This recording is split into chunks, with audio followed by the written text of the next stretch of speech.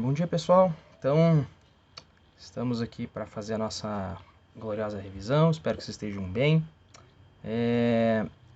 Vamos fazer então na terça-feira a nossa avaliação, a segunda, né? Avaliação já da quarentena. E o assunto, né, de vocês, o assunto que a gente já comentou bastante, né? A gente já tinha visto um pouco em sala de aula, já foi alvo de outras lives que eu fiz com vocês.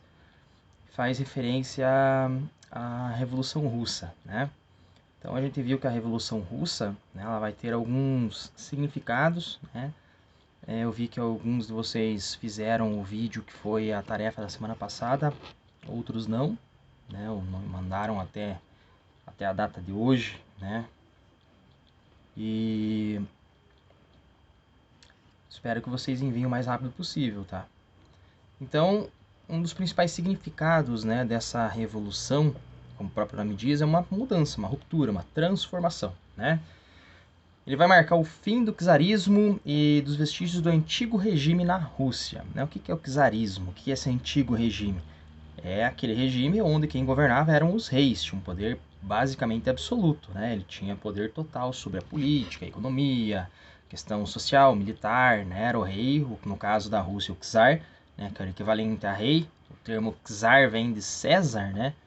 Então era um termo já utilizado pelos romanos para nomear os seus governantes, seus líderes.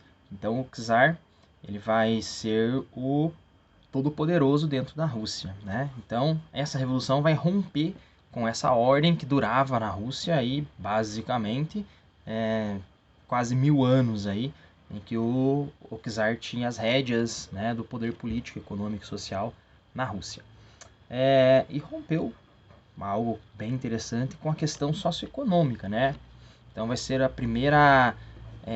primeiro lugar onde vai ser aplicada uma teoria que foge, né, das teorias até então difundidas e aplicadas pelo mundo, né, as teorias econômicas que vocês aprenderam ano passado, no oitavo, né, e sociais propostas pelo iluminismo, que eram basicamente a democracia, né, o liberalismo econômico, o liberalismo político, tá?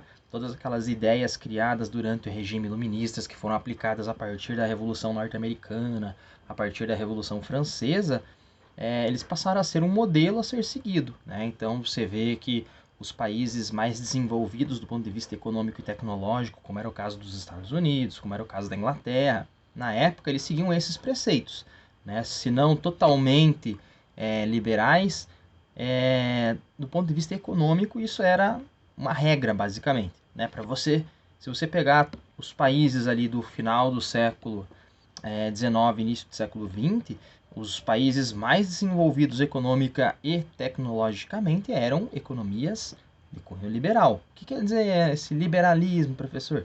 Liberalismo nesse sentido significa você ter uma espécie de um acordo dentro do próprio Estado, né, que propõe, entre outras coisas, a defesa árdua, ferrenha, né, da propriedade privada e defende, entre outras coisas, a livre circulação, a livre concorrência de mercado, né?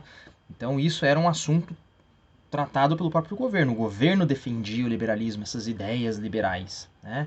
E a Rússia vai ser o primeiro local onde vai ser quebrada essa hegemonia do liberalismo, né? A Rússia vai ser no início ali no período czarista, ela não era liberal, né? Ela era czarista, era absolutista. E com a Revolução Russa ela não vai se tornar um reino, um país liberal, né? Vai ser a primeira experiência conhecida no mundo em que vai se aplicar uma outra teoria socioeconômica, que é a teoria criada no século XVIII pelo Karl Marx e pelo Friedrich Engels, conhecida como socialismo, tá? Então vai ser o primeiro local onde vai se aplicar uma outra teoria que foge do padrão liberal, tá? Por isso vai causar um certo furor, todo mundo vai ficar observando, muitos com medo, né? Já pensou se esse negócio de todo o poder ao proletário, ao povo, né, aos trabalhadores das fábricas principalmente, o poder político e econômico passa para a mão dessa galera? Muitos, principalmente os burgueses, né, que foram aqueles mentores, os idealizadores do Estado liberal, eles tinham um certo receio, né, que isso desse certo e se tornasse modelo também para os países em que eles viviam, tá? E esse exemplo não possui um paralelo histórico, tá? Então, o que aconteceu na Rússia em 1917 nunca mais aconteceu algo nem parecido, nem semelhante em nenhum outro lugar do mundo. Nunca mais houve uma revolução proletária, uma tentativa, pelo menos, de revolução proletária. Nunca mais houve uma tentativa por parte do povo, né? Trabalhadores do campo, trabalhadores urbanos, de tentarem tomar o poder, tá? Nunca mais houve. A gente vai mais adiante, né, discutir se isso realmente aconteceu ou não, mas o fato é que é a única vez na história da humanidade, né, em que esses grupos tiveram um protagonismo